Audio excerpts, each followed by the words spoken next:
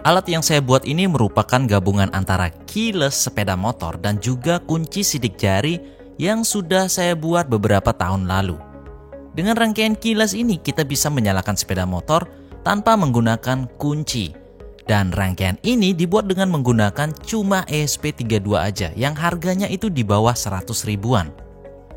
Kalau kunci sidik jari contohnya bisa kalian lihat pada video lama berikut ini.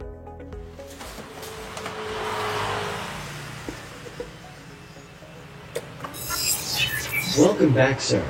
I am Jarvis, your personal assistant. Battery level of your vehicle is low.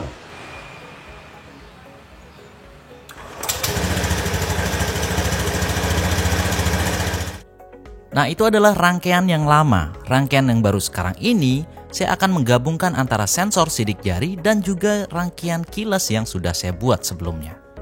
Nah, di sini saya akan menggunakan lampu sebagai simulasi untuk sepeda motornya menyala atau tidak menyala.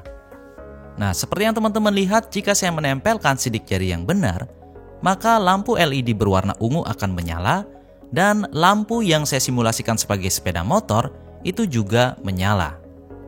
Untuk mematikan sepeda motor, kita bisa lakukan dengan cara menempelkan sidik jari yang belum terdaftar seperti ini dan kendaraan kita akan otomatis mati. Seperti yang saya infokan di awal, ini adalah penggabungan antara rangkaian sensor sidik jari dan juga rangkaian keyless.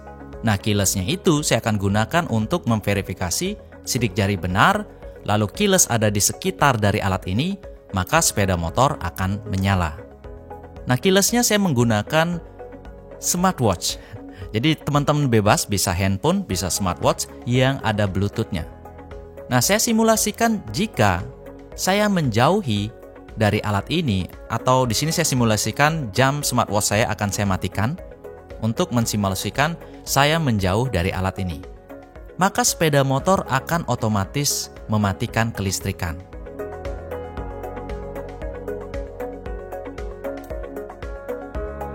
Nah, kalau kunci kedua di sini adalah smartwatch saya itu tidak berada di sekitar sepeda motor, saya tidak bisa menyalakan sepeda motor saya karena keyless-nya tidak ada di sekitaran alat ini gitu. Nah, itu digunakan sebagai alat pemverifikasi. Tapi kalau saya sudah mendekat, lengkap dengan jam tangan atau mungkin handphone atau mungkin iTag yang sudah terdaftar dengan alat saya, maka saya bisa dengan mudah menyalakan sepeda motor. Nah, itu yang saya katakan sebagai security atau sistem keamanan ganda di sepeda motor dengan alat yang baru saja saya buat ini. Di sini alat saya dilengkapi dengan konektivitas Wi-Fi dan juga Bluetooth, sehingga nanti untuk pendaftaran sidik jarinya bisa kita lakukan dengan membuka web interface dari hotspot atau SSID Wi-Fi yang dipancarkan oleh alat ini.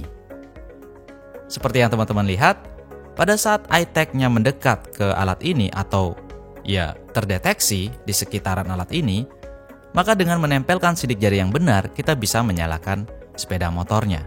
Balik lagi, kalau kita menjauh atau saat motor kita dirampas tapi jam tangan kita masih ada di tangan, motor akan otomatis mati.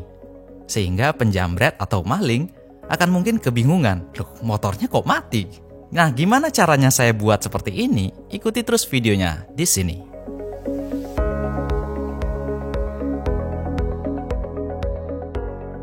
Kalau teman-teman masih ingat, di beberapa tahun lalu saya pernah buat keyless dengan menggunakan 2 buah relay seperti ini. Tapi itu saya masih menggunakan ESP32 yang berupa modul seperti ini. Dan itu pun ukurannya sangat besar. Sehingga saya memutuskan untuk menggambar ulang desainnya, lalu menambahkan soket atau konektor untuk sensor sidik jari. Di sini saya menggunakan chip atau IC ESP32-nya tanpa casing kalengnya sendiri. Nah, itu tentunya akan membuat ukuran PCB ini jauh menjadi lebih kecil. Di sini teman-teman bisa lihat ukurannya 5 cm kali 3,5 cm atau katakanlah di bawah 4 cm untuk lebarnya. Nah, itu ukurannya sudah sangat kecil sekali daripada project sebelumnya. Kalau kita lihat di bagian skematik, di sini teman-teman bisa lihat, karena saya menggunakan IC ESP32, maka beberapa komponen untuk minimum sistem ESP32 kita harus menambahkan di sini, seperti kapasitor, resistor, dan rangkaian untuk antena lainnya. Lalu untuk USB TTL-nya, di sini saya masih menggunakan CP2102, di mana IC ini SMD, dan untuk menyoldernya, teman-teman harus lakukan dengan bantuan solder yang ujungnya bagus, lalu juga dengan bantuan solder uap atau disebut dengan blower. Nah, solder biasa saya gunakan untuk mengaplikasikan timah pada PCB-nya, lalu blowernya saya gunakan untuk melumerkan timah dan menempelkan IC CP2102 ini. Nah, begitu juga untuk memasangkan ESP32-nya. Caranya sama persis seperti memasang IC Silabs CP2102 ini. Untuk konektor USB-nya sendiri, di sini saya sudah menggunakan USB Type-C yang saya harapkan ya ini konektor yang lumrah ke depan gitu ya. Untuk relay saya hanya menggunakan satu relay saja karena saya akan menyalakan kontaknya saja, dan ini adalah rangkaian otomatis untuk on-off-nya.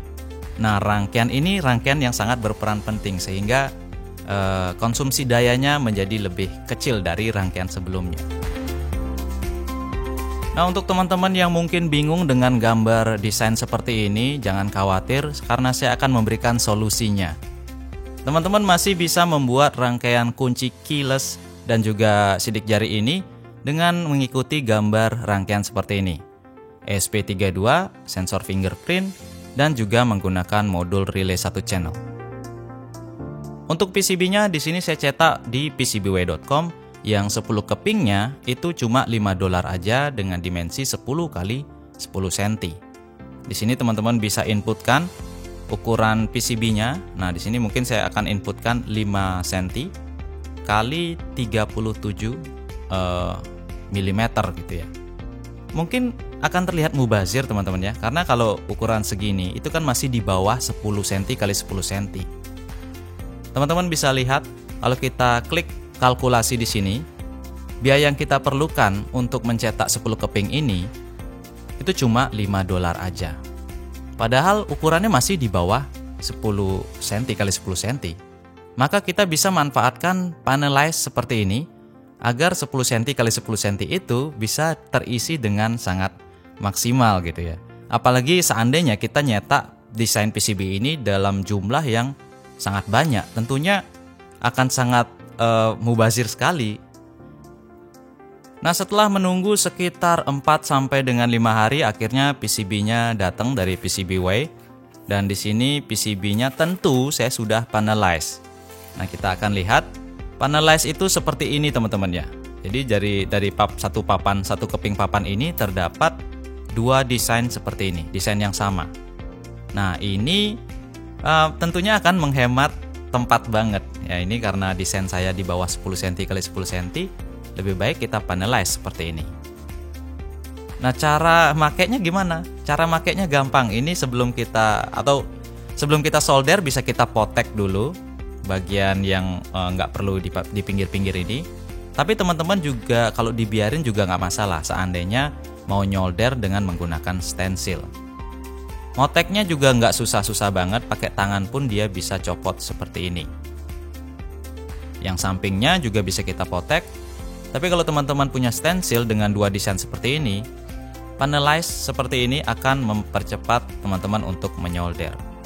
Nah, karena saya menyolder dengan cara manual, saya akan mempotek desainnya seperti ini. Lalu akan menyolder komponennya satu persatu. Nah, kalau sudah selesai dia seperti ini, komponennya kecil-kecil banget dan waduh ini bikin sakit mata sebenarnya. Jadi saya akan coba untuk program alat saya ini dengan menggunakan USB Type-C, saya colokin di komputer, lalu pilih ESP32 dan sensornya karena di sini kita harus mendetek sensor sidik jarinya gitu ya. Jadi sensor sidik jarinya harus terpasang dulu gitu. Sensor sidik jari yang saya gunakan di sini sensor sidik jari R502. Silahkan searching di Google. Ini kita pasang dulu. Konektornya juga khusus, jadi nggak bisa sembarang konektor dipasang di sini ya. Nah, seperti ini. Kalau sudah dan kita program, yang saya sudah selesai program, kita lihat fungsinya berfungsi apa tidak. Sidik jari yang benar ditempel, maka sepeda motor yang saya simulasikan sebagai lampu di sini, dia tentu akan menyala. Nah, saat sepeda motor menyala, itu teman-teman lihat ada LED merah yang berkedip, itu dia menandakan sedang men-scan alamat dari Bluetooth BLE, iTag atau smartwatch yang telah didaftarkan di SP32-nya. Saya simulasikan jam saya ini menjauh atau ya saya matikan, maka sepeda motor saya akan otomatis juga mati. Nah, untuk arus listriknya, teman-teman bisa lihat saat standby itu arusnya 0. Tapi begitu sidik jari saya tempelkan, maka dia akan 0,07. Lalu begitu motornya aktif atau relaynya on, maka arusnya naik sesuai dengan beban yang dipikul. Dipikul. Pokoknya bebannya, sepeda motor, kalau ini kan saya bebannya adalah lampu LED HPL. Nah, kalau saya matikan alat ini, maka dia penggunaan arusnya akan kembali menjadi 0 lagi.